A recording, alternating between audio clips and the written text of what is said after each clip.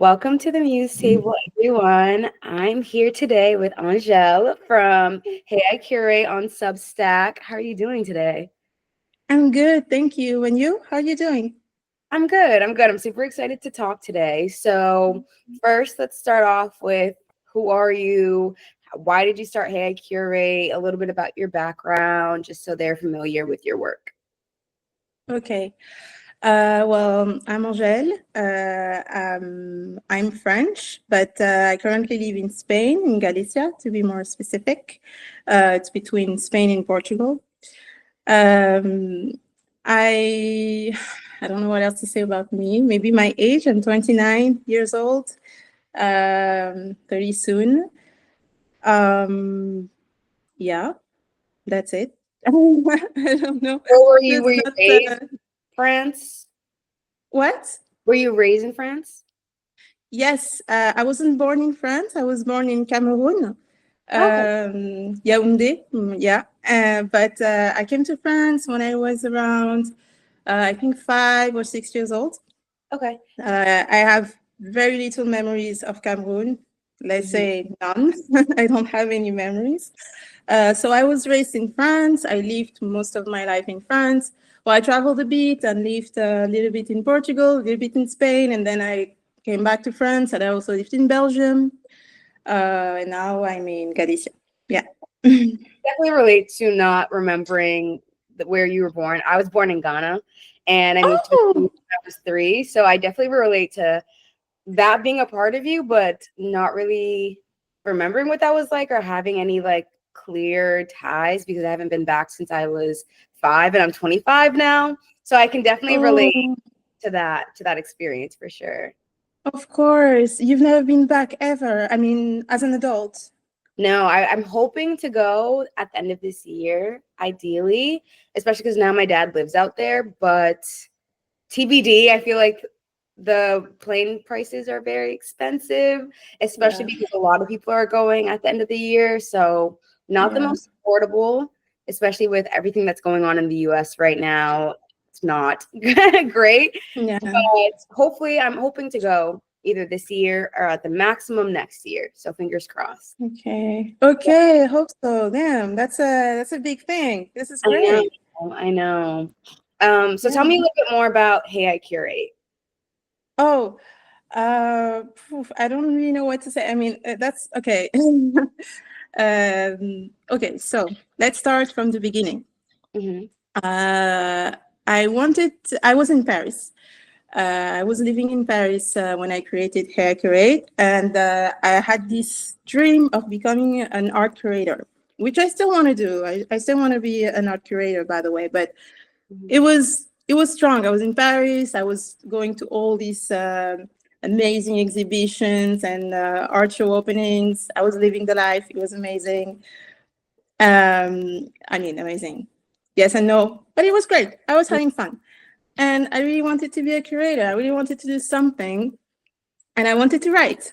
I mean, I've been writing for a long time, but I wanted to write publicly because I was writing in my journals. Or I was writing as a journalist, which is, articles, but you cannot really write what you want because it depends on the newspaper you're writing for. I wanted to write for myself, and I wanted to write publicly, and I wanted to write about art. And I had this idea of creating a magazine that would be called Hair Curate, a magazine that would be about art. And I really like this title, Hair Curate. I thought, oh, this is a good title. This is something with that. So I created it on Substack. I discovered Substack through someone who told me about it. Someone who told me basically that if I wanted to start writing, Substack was a good idea. And it was also good if I wanted to make like a name for myself. Right. But they also told me that if you don't have a previous, I mean, if you don't previously have a big following on Substack, you might not have much. I mean, you're not gonna get a lot of readers, basically. Hmm. I don't have. I'm not a social media person. So my following on Instagram, I never had more than like 250 followers. I don't know what it means to have a lot of people following you or whatever. But I still went and I was like, okay, let's go anyways. If nobody reads, nobody reads, doesn't matter. I started, I wrote my first post that was about art. It took me like a month to finish it. Mhm. It was very, very scary. But after the first one, then yeah, things just started to get easier. And at first, I wanted to write about art, but then I realized that I have a lot more to say than just art. And I kind of started to treat Hey Curate like my public diary, which Mhm. I don't want to do because I don't like this idea. I mean, not for me. I like it for other people. I just don't like it for myself. Mhm. Um, so maybe I'm going to refrain a bit. I don't know. We'll see. But yeah, in the end, I was like, okay, I'm just going to do whatever I want to do. I keep the title, and then it's going to be about whatever I want it to be about. Mhm. And, yeah. Right. And you mentioned that you're not a social media person and that you didn't expect to have a lot of followers or subscribers. And I know that Hair Curate has definitely grown a little bit of a subscriber base. I think you're almost at 4,000 from what I looked at. How are Yeah. you navigating that as someone that is not a social media person? Um, well, it's more like it's 3,000 something, I think. Mhm. And well, at first I was a bit surprised. It got a bit out of hand. I don't know if that's the right way to say it. Mhm. I started to not really. I mean, it was fun because I never had this. So it was fun to have all these notifications, and then it became scary, and then it made me a bit anxious. So it's nice when it stays in my bubble. It's when this is what I realized about Substack. I really like Substack, but I like my bubble, my Substack bubble. It's like a neighborhood, you know? It's like when you live in a big city, like Substack is a big city. It's like Paris or New York. And you have your neighborhood where it's cozy, it's nice. Like you have the baker, you have the bakery, the little supermarket, the florist and everything. And I kind of have that in my Substack neighborhood. And then when you start posting something and it goes viral, which didn't happen much to me, actually, to be honest. Like I don't go viral every week, but sometimes it happens. Mhm. Viral for Substack, of course, because like it's not the same in terms of numbers if you compare it to Twitter, for example. Right. Then you go out of your neighborhood and you I don't know, it's not as fun anymore. It's kind of scary. For me, it is at least. So at first it was nice. Now I don't know what to think about it. I just keep treating it like a neighborhood. And sometimes when things go I delete a lot of notes. It happens. Like when a note goes too viral or when something is too many notifications, I just delete it and that's it. Yeah. Okay. Where do you think that this kind of like fear or discomfort with being seen so publicly, where do you think that comes from? Oh, I don't know. I guess I'm not used to being sous les projecteurs, like we say in French. I don't know how to translate it under the sun, let's say, to be so seen and everything. I'm not used to that. I'm usually more introvert, or I don't take I don't like to take the space too much.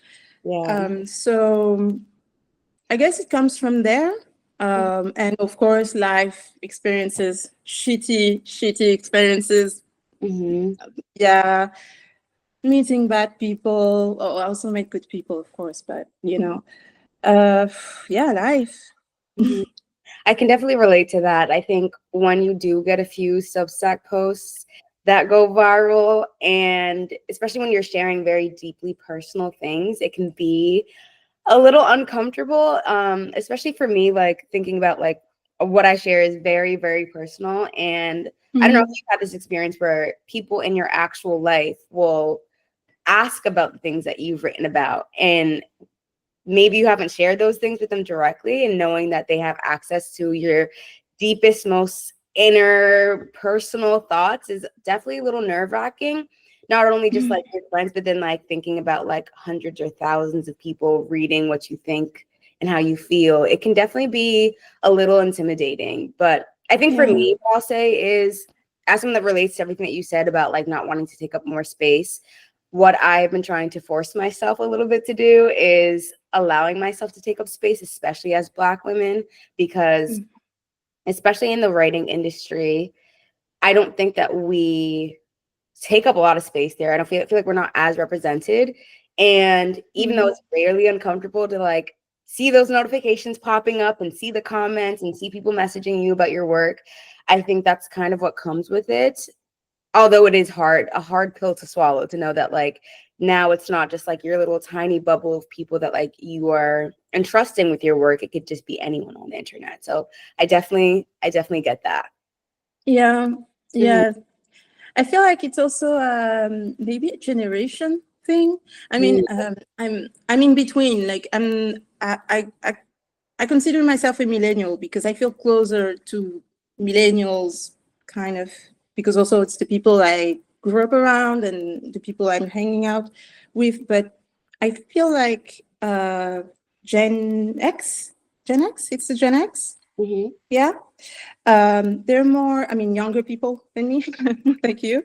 They're more, I don't know, you're just more good at this in general. No, but for real, you're just better at internet. I mean, millennials are of course better at internet than the generation, I don't remember the name of older generations, but you know, older people. But yeah, you're just good at this. And I can see myself, like there's moments where I'm like super good at internet. I'm like, yeah, I have to do this, and it's fine, it flows. I just say whatever I want, and then good things happen. I'm like, yeah, it's fine. And then the next day, I'm panicking. I'm like, what the fuck? My phone is like, no, I don't want my phone anymore. I want to throw it by the window and just go to bed. And that's it, you know? I definitely get that. I think Gen Z. So Gen X is the one before millennials, and then Gen Z is the one after. Oh, sorry. Yeah, Gen Z. Yeah. I think I think they call us digital natives. Like we grew up a little bit more on the internet. Like I had social media probably starting at like maybe like 11 or 10 years old. Again, I didn't have like an iPhone thing. Like for me, it was like the standard, like I had like a computer at home or I had a laptop. But I grew up on the internet, being on Tumblr, being on Twitter, Facebook. Like that was such a huge part of my like early adolescence that it feels so normal to share, versus even though there's not that much of an age gap, those few years make a critical difference. Where it's like, maybe I'm assuming you probably got on social media like in your later teen years, and that makes a difference in like growing up, spending the majority of your like developing years, that like 10, 11, 12, right before you become a teenager, spending those years online. That definitely does something to your brain. And if everyone around you is doing it as well, it definitely shapes your worldview. So sharing on social media, it definitely feels more natural to me. It definitely is hard for me at the same time, like being public, and especially because having African parents, like they don't really get the whole social media thing, which I'm sure you could probably relate to as well. So I think there is like that fear of like, oh my gosh, I don't want to share too much because like that is my message. Like, what are people going to think about me? But then also it's like I'm battling my cultural side while also battling like my like generation, where it's like Gen Z, we are the social media people. We love TikTok, we love Instagram, we love all of these things. So it's definitely a weird balance. And I can imagine for you where you are in that like middle ground where it's like you are kind of millennial, but you are technically Gen Z. So it's like kind of a mix of both, but like you resonate more with that millennial side. It can definitely be weird for you, I can imagine. Yeah, it is. Definitely is. Also, I live with my boyfriend that is definitely a millennial. There is no question about that. So obviously, I relate more to the millennial kind of, I don't know, way thinking, whatever it is. Of course. Going back to your work, what does curation mean to you personally? Oh, okay. I thought a little bit about this question because it was the only question that I read. And I was like, this one I have to come a little bit prepared. because that's an important one. I mean, they're all important, of course, but I feel like I need some preparation for this one. So I thought about it, and for me, curation is about creating an experience. Ooh. Yeah, because in everything, like for example, right now, I just moved into a new apartment, Mhm. my first grown-up apartment, so I'm super happy about that. And it's big and everything, and I have space, first time of my life, like it's crazy. I'm freaking out. And I have to decorate it, and I have to design it, and I have to also renovate it because it's old. So I have to do all these things, and it takes a lot of time, by the way. It's way more time consuming than you would assume. And I realized that everything that I do when it comes to curating things, creating objects for the place, creating art, creating anything, it's about creating an experience. How do you want to feel? How do you want people to feel in this room? What story also, because the experience is also the story. What story are you telling through the objects or the pieces of art that you're creating? From when to where are you going? So yeah. I love that. I love that. And how do you apply that to, hey, I curate on Substack? How do you go about curating your newsletter? And how do you go about just like deciding what to write? Are you someone that's more like, I just go based off of inspiration in the moment, or do you plan ahead? Like, what is that process like for you? Oh, no, I absolutely don't plan ahead. I tried one day to plan a post, but it didn't work out well. In the end, I was too stressed. I was thinking about it all the time, and I was like, "When is it going to be published? Oh my God, it's now! It's now! It's not that." No, it doesn't work for me. So I'd rather just write as an impulse, and then I just publish it, and then I close my laptop. I go do something else, and then I think about it all night, and the next day I just want to delete it, and then I realize people already liked it and commented, so I cannot delete it. It's too late, and then I just accept my fate and be like, okay, fine, I just leave it there. It's fine. And I have to edit it for the next 5 days also because it's full of mistakes since English is not my first language, and I just wrote it in a burst of impulse or whatever, and that's it.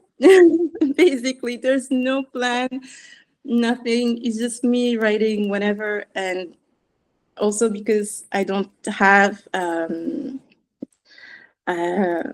I don't plan the writing. Most of the time, whenever I feel like writing something and it's like in the middle of the night, or yeah, when I'm about to sleep, in the worst moments, basically. I can definitely relate to that. I'm trying to get better with that, with not just writing in moments of inspiration, especially if I want to grow my Substack and my overall platform. I'm trying to be a little bit more organized, but it's definitely hard. I feel like writing is one of those things that, like, yeah, you can try and plan that out and like force yourself to sit down and write, but if like you don't have that spark inside of you, like it's just not going to come out. Like it needs to be something that comes from something within you, something sparks that thought, whether like you said, it's at like 2 a.m. when you're in the middle of like an emotional crisis, or if you're like on a walk and you're looking at birds and like it just sparks a thought in your head. Like it definitely is, it can be one of those things that's hard to really plan around. But I'm for me, I'm trying to work on that a little bit more so that I can be just a little bit more organized and like put my thoughts in a way that's a little more cohesive. Because again, like you said, like sometimes you want to just post things in the spur of the moment, and then you look back and you're like, wow, this has so many mistakes and I actually didn't mean it that way, but now it already has like 50 likes. So I guess it's just gonna stay up.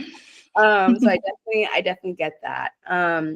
Do you find that with your work, do anyone in your personal life, have they asked you about your work? Do they read your work? What is that like? Oh, I don't like people in my personal life to read my work. Um, I don't know why. I mean, I guess it's a common thing because I see a lot of people on Substack talking about it actually, so it's reassuring. I'm not the only one. But yeah, I don't like it, and I would rather somehow it's easier for me to go through personal experiences when they're not reading. If they're reading, I feel like I have to say it in a way, I don't know. The only person, no, actually, that's not true, because I have people that I know in my personal life that are subscribed to my Substack. I don't know if they read everything though. And whenever I write, and whenever I hit publish, I always think about that. I'm like, these two people, or three, I don't know how many there are, but like these people, they're gonna read that. And I'm always thinking like, I don't know. I don't Mhm. like it that. Yeah, it's definitely a little uncomfortable knowing that they can see that. And I've Yeah. talked to a few other Substack writers as well, and they kind of echo the same thought of like that discomfort with people in your real life being able to access that, because Yeah. Substack does really feel like its own little world separate from like the major social media platforms. So it feels like you said, like your own little neighborhood. So when you have people that like are in your real life in your neighborhood entering your like social media neighborhood, it's definitely a little weird and uncomfortable, because it's like I wasn't planning on sharing these thoughts with you, and now you have access to them. And obviously the internet is accessible to anyone, so you can't tell them to not read your Substack. Yeah. um it's definitely a little weird, but I think that's what comes with the territory, unfortunately. Like as a writer, like if you are someone that wants to continue writing publicly, and like eventually like you're someone that wants to write a book, like that's just what it's going to be. Like they're going to be able to see your innermost thoughts. And that's, yeah, it's definitely weird though, for sure. Yeah, it's uncomfortable. Yeah. Speaking of your Substack neighborhood, what kind of community are you hoping to build? Or I know that you feel a little weird about social media overall and like growing your Substack and being seen publicly, but like when you think about the community and the neighborhood that you're building, like what do you see? Do you want it to expand? What are your thoughts kind of on that? I don't know. I'm good with what I have right now. I don't need more. I never expected to have that much, actually. I remember like yeah, a year ago, I was like, I told my partner like, okay, if I have 100 subscribers by the end of the year, it's already insane. And by the end of the year, I think I had like 1,000, 2,000 or something. I was Mhm. like, okay, but I mean, this is not even something that I expected. For me, having 100 was already crazy. And now I realize that having a lot, there- yeah, there's this thing about Substack. It doesn't really matter that you have a lot of subscribers, because doesn't mean that they read your work, first of all. A lot of people subscribe and they never read you, and that's fine. I guess I do the same, because I'm subscribed. I don't know how many publications I'm subscribed to, but I don't read all of it. So they don't read much of it. So in the end, it doesn't really matter. You can have like 20K subscribers, and then I see people, yeah, I see people with 20K subscribers, and then they have like maybe 50, 60 likes on some of their posts. So I guess it doesn't really matter that much. And then I see people with like, I don't know, 400 subscribers, and then they have like 2K likes on one of their super viral posts. So for now, I'm fine. I don't want it to change. I like it this way. I like my Substack neighborhood. It's very cozy. I like the people I'm interacting with. I consider them my Substack friends. Mhm. Um, I wish I could have tea with them and talk about stuff and life and everything. So I'm so happy we're talking, actually, because I don't Mhm. know. That's so nice. So yeah, for Okay. now I'm good. Okay. And have you had any moments of connection with any of your subscribers, or have you gotten any comments or feedback on anything that really shifted your perspective or changed your thinking or anything like that? Oh,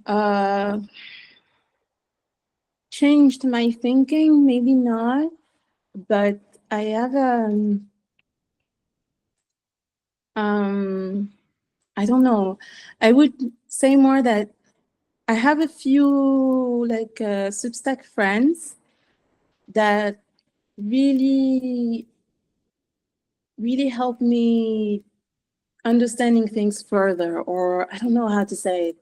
I don't know, but every time every time I interact with them, I'm like, oh yeah, maybe that's, yeah, I don't know. There's something. Um, there's this artist. She's Spanish. She's from Madrid, actually, Marina, and I really like her. I don't know, the way she sees art. Like whatever she says about art is so interesting. And also she shares a lot of art related content, Mhm. YouTube videos or Substack posts or anything.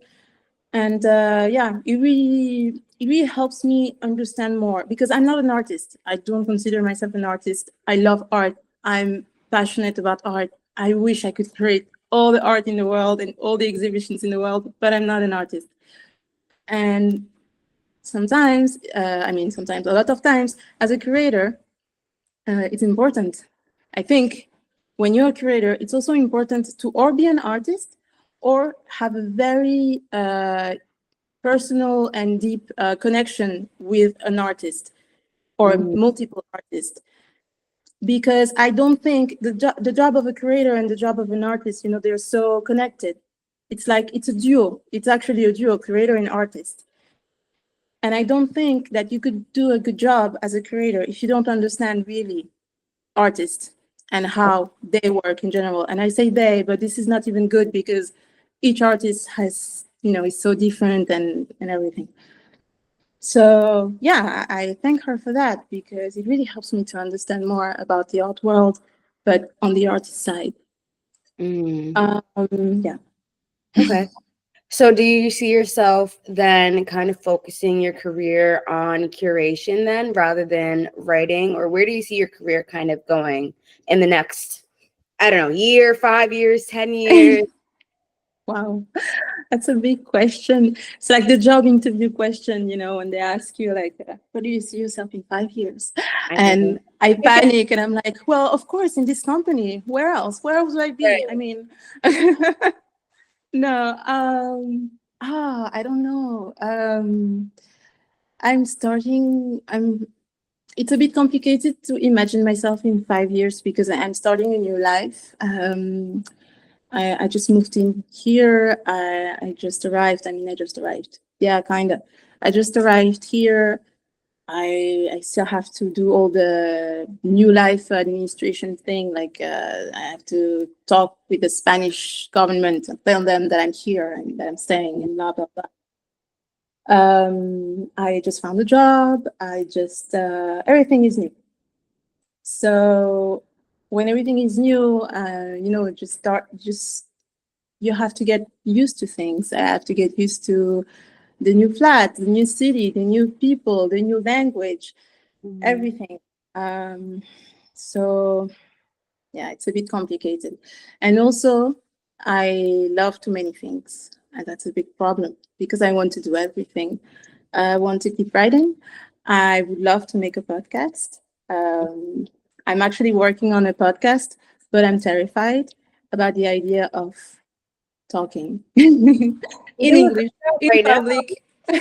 I know, I know, it's such a big effort. I was so scared. I was so scared about this. I think I almost broke my camera. I'm taking a picture because I was so scared today. I was like, oh my God, I'm going to talk in English and people are going to see me and everything.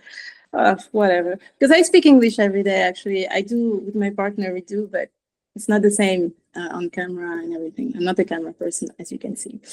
So yeah. Mhm. Um, yeah, I want to do many, many things. I don't think I can do only one thing and be okay with it. I'm Mhm. not this person that is like, I want to be an astronaut and that's it. No, I want to make a podcast. I want to design rooms. I want to create exhibitions. I want to create experiences. I want to talk about art. I want to keep writing. Maybe one day I want to write a book. Who knows? I don't know. I'm cooking a lot also. Maybe I want to do something with cooking. I don't know. I Mhm. just want to be creative somehow. And yeah. Mhm. That. wanting to, or being a multi-passionate person and having so many interests spanning across so many things. I definitely get that. I feel like I want to do 25 million things, and I'm like, I only have this one life and I have 24 hours in a day. And it's definitely overwhelming, but I do think that it's all possible. I think I'd seen a TikTok that was like, you can have it all, just maybe not all at the same time. Like, even though life is short, life is also long at the same time. Like, we've already been living 20 something years both, and we've done so much in that time, and we still ideally, of course, have so many years to come.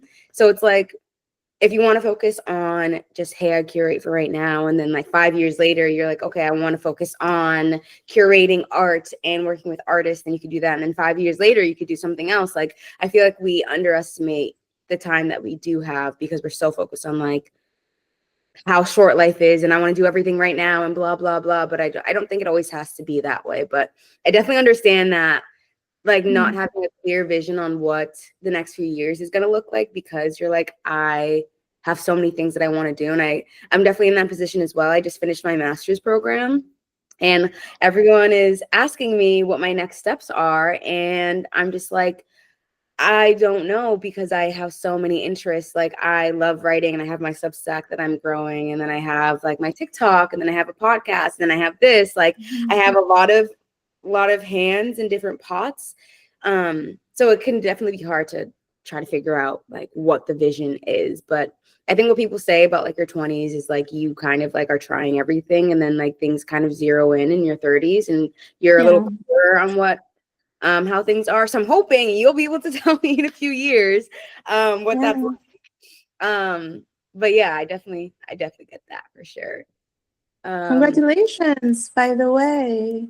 Thank Oh you. my God, that's such a big step. Oh, you must be so happy and relieved. Definitely, for sure. Like, not having to think about any assignments, school, anything like that. It definitely has been intense. And I think graduating right after the new administration in the US has definitely been not helping my overall anxieties about the world and where my life is going. But I'm trying to focus on like the things that I can control rather than all these external things, especially because I live in Washington, D.C. So I'm like really in the epicenter of everything.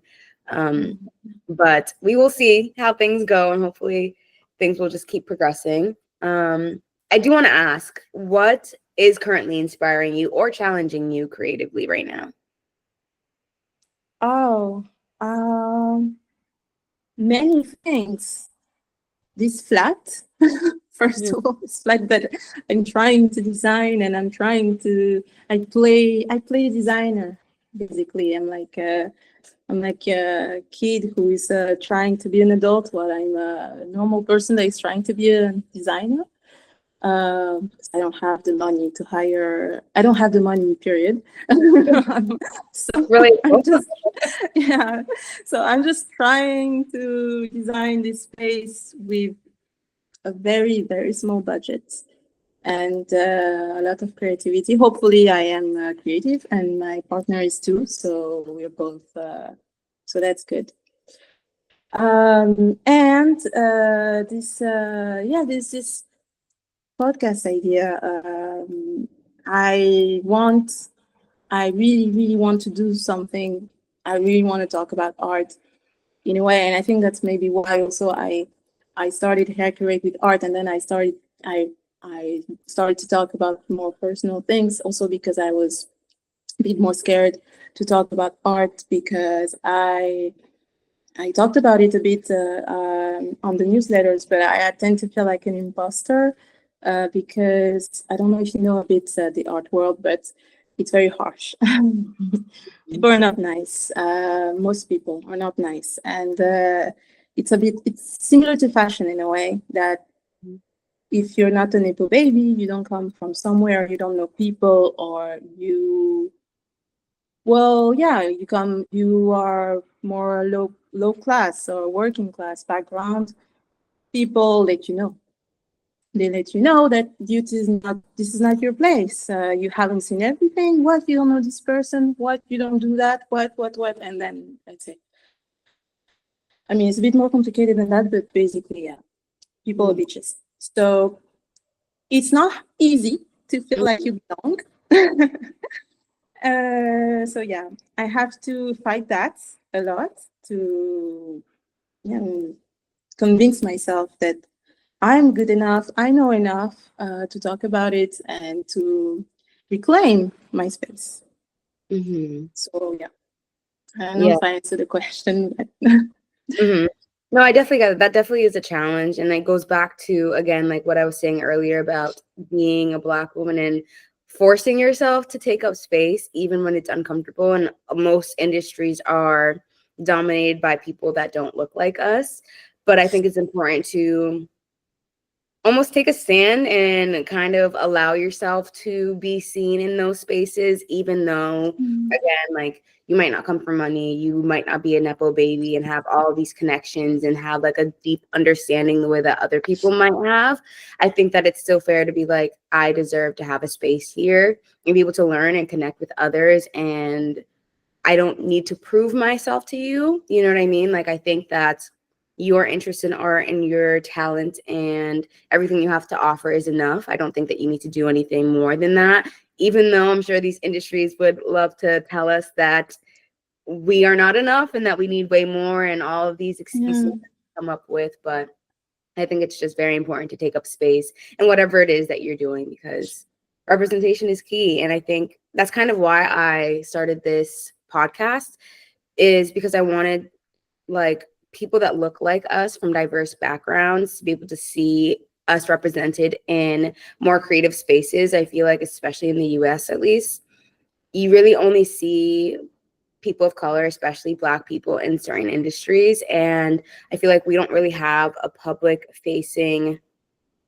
I don't know, leaders or faces in like the writing and art spaces. And I wanted to create a platform for that, where like we can hear a little bit more about what it's like to be a writer, what it is, what it's like to be an artist, to be a curator, to be so many different titles in this just like creative industry overall. Because I feel like we're kind of in the shadows a little bit, unless you're like at the very, very, very top. And there's so many other people that have so many amazing things to offer. And I love your work. I love Hey, I Curate. I think it's amazing. And I'm gonna cry. So sweet. I love it. You know, you don't want more people to see it, but I do think that it's important for more people to hear your voice and see your work. And especially like younger Black girls coming up, being able to see themselves in you. I think that would be a really beautiful thing. And that's what I wanted to do with this. And that's why I was very excited to talk to you and hear about your creative process and about curation and your experiences and everything, because I just think it's so, so important. It is. It definitely is. I'm a bit surprised. I mean, of course not, but kind of to hear that the US is not that much. The representation is a big struggle, because most of the representation, sorry, that we have here in Europe as Black people comes from the US. Yeah, Europe is lacking, but it's like the desert. There's nothing. Wow. In terms of creatives. Yeah, and most of the people, and I don't know if you knew Hair Correct back then. It was in February. I was doing this one day, one Black artist to celebrate Black History Month, and I tried to have more diversity, because most of the Black artists, I realized they were all American or they were living in America. And I really tried to look for artists that were African, living in Africa, or European, or even Latin American, South American. But it's so hard. The US is like 90% of the whole thing. And that's not true. You know, of course, there's many, many Black artists, especially in Africa, of course. But the famous ones, they're all in the US. I know. It's honestly really, really sad. And I've been thinking a lot about that, actually, just like highlighting more African artists. I want to consume more African films and more African writing, because I think that overall on the global stage, there is a very limited perspective on Africa as a whole. And I think it's important to have that representation. And I hope to find more African writers and filmmakers and artists. Like, I want to create that space again, and I'm hoping that they will be that, and I will somehow connect with more and can bring them onto this show, because I think that it's so crucial to show that Africans also can be innovators and creatives and artists and curators and so many things. And I feel like we just don't see that, because, again, like, a lot of things are very US focused. And I wouldn't say that, although there are a lot of creatives, Black creatives in the US, I would say, like, what the US puts on a pedestal for Blackness isn't always the best representation. And I just think that it's important for us to see just alternative ideas of what Blackness can look like across the diaspora, if that makes sense.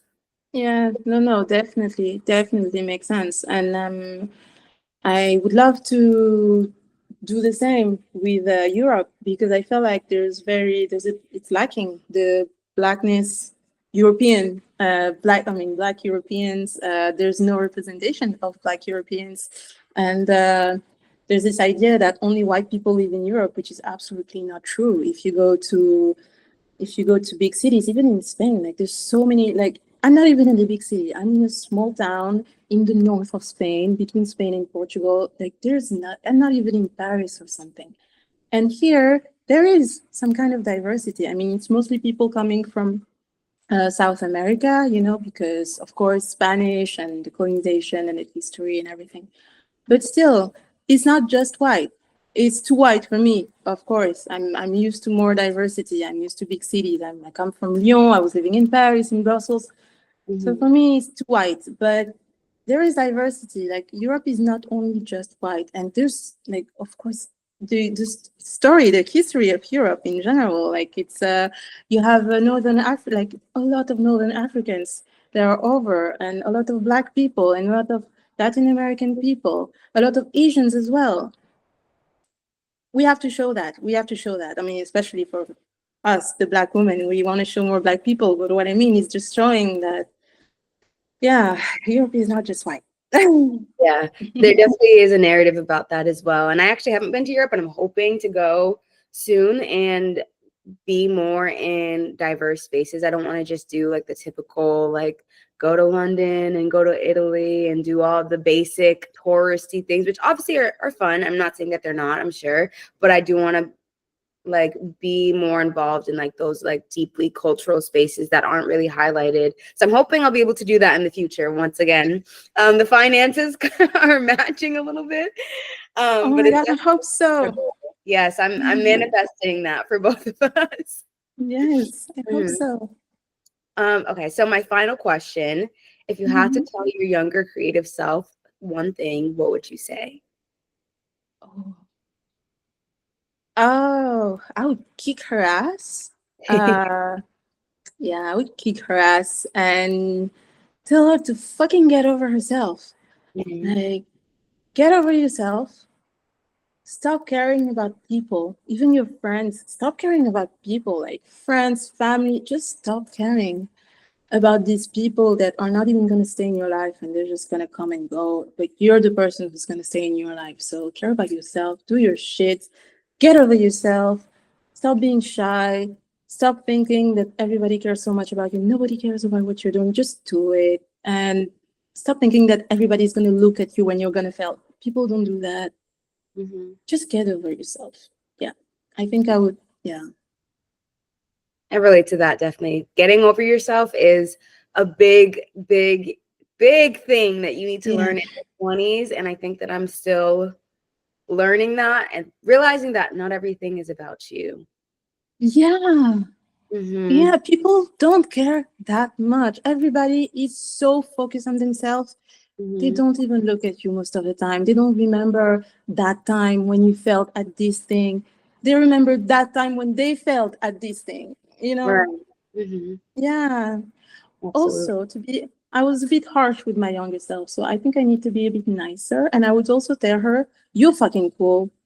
She's cool already. She doesn't know it yet, but she's so cool, and she was always cool, and she will always be cool. But yeah, she just has to know it and to trust herself a little bit more. Yeah. I love that. Well, thank you so much. This is an amazing conversation. I will drop all of your socials, your Hey I Curate in the Yeah. link bio and everything. And feel free to check her out. And yeah, thank you so much. Well, thank you for having me. It's really an honor. I hope I wasn't too weird, and Of course I not. cannot wait to see that and to see the other interviews as well.